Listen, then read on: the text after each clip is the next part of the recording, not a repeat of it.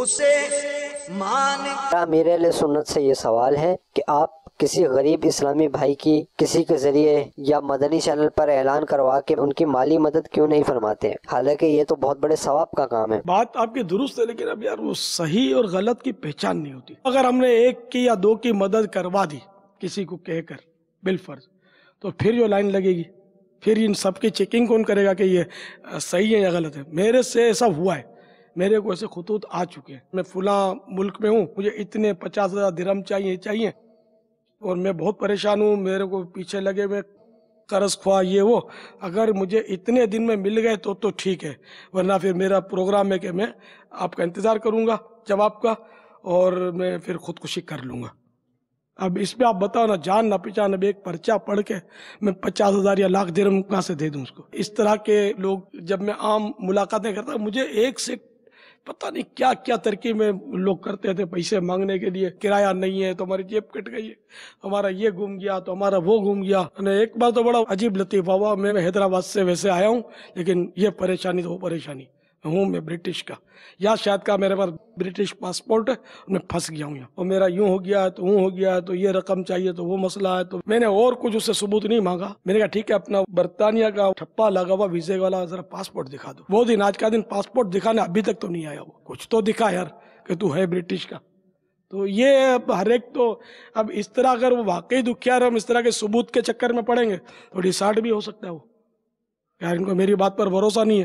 तो अभी दौर इतना नाजुक है, आपको पता सच्चियां बोलता कौन है। एक बार एक साहब आ गए मेरे पास, वो लाइन जब लग के मिलते थे लोग, हाथ पे पट्टा बंधा होता, मेरे को कैंसर है तो ये तो वो है, तो मेरे पास कुछ रेजगारी थी तो वो मैंने उठाकर उसको पेश कर दी। दूसरे बार आया वो ये पट्टा बंधा हो, मैंने बोला तो खोल के दिखा इसमें कैंसर कहाँ है। इस तरह मैंने को 2-4 जुमले उसको बोले, वो चुपचाप चला गया। ऐसे ऐसे मैंने देखे हैं, आपने भी देखे होंगे, बाजार में खड़े हो जाएंगे, मेरी बीवी की लाश घर में पड़ी है, कफन के लिए पैसे नहीं है, कफन के लिए पैसा दे देगा। अगली गली में जाएगा तो बोलेगा मेरी माँ सख्त बीमार हुई है, दवा के लिए पैसे नहीं है, कोई दवा का पैसा दे देगा। किसी गली में जाकर बेटा मारे, किसी बाजार में दूसरे दिन जाकर माँ को मारेगा। अब इसको रोज रोज पैसे कहाँ से देवे यार? ऐसे हो तो उल्टा लटका के भाटे देने चाहिए और मिर्चों की धुनी देनी चाहिए। गुस्से का इजहार कर रहा हूँ इस पर कि ये सच्चों की भी मदद करने से हमको रोकते हैं। मस्जिदों में खड़े होकर इनकी सारी बीमारियां, परेशानियां, एक्सरे और ये सब रमजानों में निकलते हैं, ये आपको पता है? नमाजियों को दिखाते हैं, ये देखो मेरा एक्सरे, ये देखो मेरी रिपोर्ट है डॉक्टरी, और ये बीमारी है, और डॉक्टरों ने बड़ी भारी दवाएं लिखती हैं। इतने दिन से बेरोजगार भी हूँ, और 2 दिन का फाका है तो फुला है तो वो रोना, तो आंसू भी आ जाते हैं, सब कुछ होता है, और लोग रेम खा के देते हैं। तो मैं तो बहुत पुराना पहचानता हूँ। मैं बोलता यार ये रमजान में सारे मरीज कहाँ से आ जाते हैं?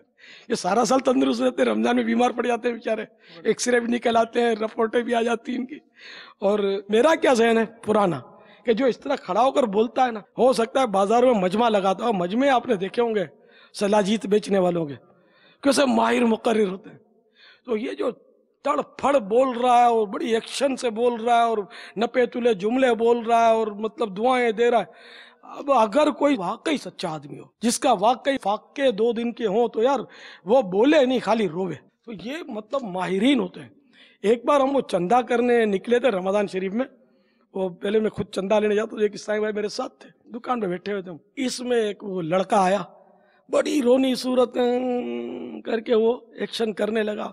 तो मेरा जो दोस्त था वो बहुत समझदार था, पढ़ा लिखा था, उसने बोला इलियास यार ये तो सच्चा ही लगता है। तो मैंने कहा मुझे तो ये भी सच्चा नहीं लगता। तो मैंने कहा छोड़ यार, एक्शन नहीं कर। आप यकीन मानो उसको हंसी छूट गई, वो फकीर जो था मस्ता में भाग गया, ऐसा ड्रामा कर रहा था। नया नया इस्लाम कबूल किए भी बहुत होता हाँ, ये भी आए मेरे पास, और शख्सियतों से तस्दीक लाए हुए कि इसने हमारे पास इस्लाम कबूल किया, अब इसकी मदद कर दो। ऐसे भी आए जो मेरे पास आकर मुसलमान हुए, तो आपके पास जाकर मुसलमान हुए, उस मस्जिद में जाकर मुसलमान हुए, चंदा हुआ, जुम्मे को ऐलान हुआ और लोगों ने झोलियां भर दी उसकी। तो इसलिए आज तक मुझे याद नहीं पड़ता, मुसलमान होकर तस्दीकें तो बहुत सो ने मांगी है मेरे कि तस्दीक लिख दो कि हम मुसलमान हुए, मैं लिख कर नहीं देता। किसी काउंसलर से इससे उससे तरकीब बनाकर कोर्ट में मैंने कहा आप ले लोगे, भगा देता हूँ कि मैं दूं इसको, भले मैंने कलेमा पढ़ा है जरूर, लिख कर दूं, खुदा ना खास्ता इसने जा जाकर अगर पार्टियों से कॉन्टेक्ट किया तो इसको तो लाखों रुपए दे देंगे शायद मेरे बेहाफ पर कि इसकी मदद करो, ये बेचारा नया नया मुसलमान हुए। अब इतने सारे गरीब बनकर ले गए जो चीटर थे, अब वाकई जो गरीब आया उसको तो बंदा झाड़ के निकालेगा, चल भाग इधर से, तो भी ठगी है। ऐसा करना नहीं चाहिए किसी के साथ जब तक कंफर्म ना हो जाए, तो भी झाड़ना हो, वो जैसी शरीयत इजाजत है वैसा किया जाए। हालात नाजुक है, इसलिए हम मदनी चैनल के जरिए अपील कैसे करें, ना हम इनको जानते हैं।